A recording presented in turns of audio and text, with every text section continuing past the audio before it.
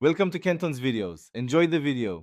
You start by confirming the prerequisites: Windows 10/11 or compatible, admin access, and the assets you want on the dock. Once installed, launch Nexus Dock and grant permissions so it can run at startup. This avoids repeated prompts. Open the settings and import icon packs or drag the first shortcuts directly onto the dock.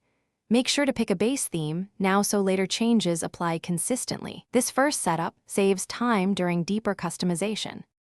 Now you refine layout and visual behavior.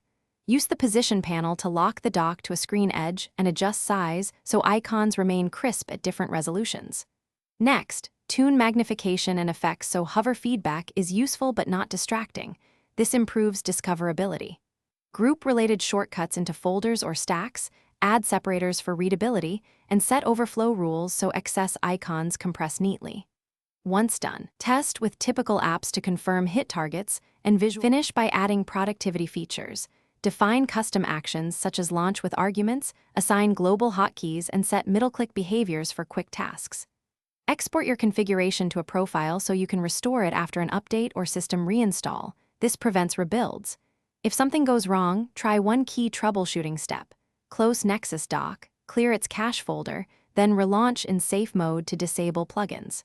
If issues persist, restore the exported profile or reinstall cleanly to recover a stable state. Thanks for watching. Consider subscribing if we helped you.